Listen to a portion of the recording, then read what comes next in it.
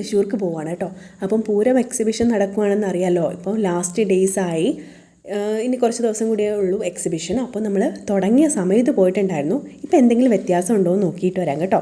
അപ്പോൾ അന്നത്തെ പോലെ തന്നെ 70 രൂപയാണ് 2 പേർക്കുള്ള പ്രൈസ്, ഒരാൾക്ക് 35 രൂപ വെച്ച്. അതിനുശേഷം നമ്മൾ അകത്തോട്ട് കയറുവാണ്. എന്തൊക്കെ വ്യത്യാസങ്ങളാണ് വന്നത്, എന്തെങ്കിലും റേറ്റ് കുറഞ്ഞിട്ടുണ്ടോ എന്നൊക്കെ നോക്കാൻ വേണ്ടിയാണ് കേട്ടോ ഇപ്രാവശ്യം പോകുന്നത്. അപ്പോൾ എല്ലാത്തിനും റേറ്റ് കൂടിയിട്ടാണുള്ളത്, കുറഞ്ഞിട്ടൊന്നുമില്ല. അന്ന് ബെഡ്ഷീറ്റിന് 500 രൂപ എങ്ങാണ്ടായിരുന്നു, ഇപ്പോൾ 850 രൂപയായിട്ടുണ്ട്. അത് കഴിഞ്ഞിട്ട് പിന്നെ ഫാൻസി ഐറ്റംസിനാണ്. ഫാൻസി ഐറ്റംസിന് അന്നത്തേനേക്കാളും വിലയാണ് എല്ലാ ഐറ്റംസിനും.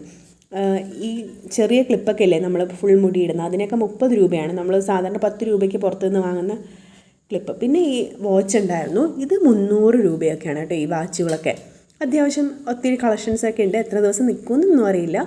ഒത്തിരി ആൾക്കാരൊക്കെ മേടിക്കുന്നുണ്ടായിരുന്നു, ഞാനും ഒന്ന് മേടിച്ചു. അത് കഴിഞ്ഞിട്ട് പിന്നെ നമ്മുടെ പഴയ കാലത്തെ മുട്ടായികളാണ് കേട്ടോ. അന്ന് വന്ന സമയത്ത് ഭയങ്കര തിരക്കായത് കാരണം നമുക്കിതൊന്നും നോക്കാൻ പറ്റിയിട്ടുണ്ടായിരുന്നില്ല. ഞാൻ പറഞ്ഞിട്ടുണ്ടായിരുന്നല്ലോ ഭയങ്കര തള്ളലായിരുന്നു എന്ന്. പക്ഷെ ഇപ്പം നല്ല തിരക്ക് കുറവാണ് കേട്ടോ. അപ്പോൾ നമുക്ക് റിലാക്സ് ആയിട്ട് എല്ലാം കണ്ട് പോകാൻ പറ്റുന്നുണ്ടായിരുന്നു.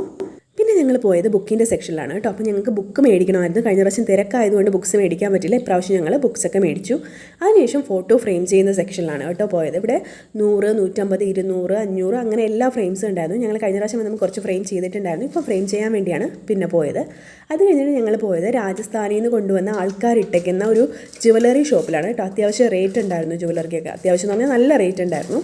അത് കഴിഞ്ഞിട്ട് പിന്നെ അച്ചാർ സെക്ഷനാണ് കേട്ടോ.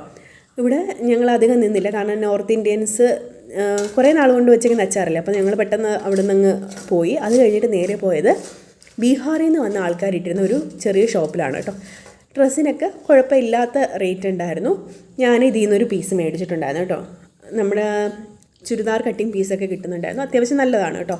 അത് കഴിഞ്ഞ് പിന്നെ ഞങ്ങൾ നേരെ പോയത് ഗുരുവായൂർ ദേവസ്വത്തിൻ്റെ ഒരു ചെറിയ ഷോപ്പിലാണ്. ഷോപ്പെന്നല്ല പറയേണ്ടത്, അവരുടെ കുറച്ച് പ്രദർശനം നടത്തുന്നൊരു ചെറിയ സ്പേസിലാണ്. അവിടെ അവർ കുറേ മിനിയേച്ചേഴ്സ്, അതുപോലെ തന്നെ പഴയ കുറേ ചിത്രങ്ങൾ, പിന്നെ ജയലളിത, കരുണാകരൻ, പിന്നെ ഇ.കെ. നായനാർ, പിന്നെ ശ്രീലങ്കൻ പ്രസിഡൻറ്റ്, മോദി, അങ്ങനെ ഒത്തിരി ആൾക്കാർ വന്ന് ഫോട്ടോസൊക്കെ അവിടെ വെച്ചിട്ടുണ്ടായിരുന്നു. അതൊക്കെ കണ്ട് ഞങ്ങൾ ഇറങ്ങിയപ്പോഴത്തേക്കും 9 മണി കഴിഞ്ഞു കേട്ടോ.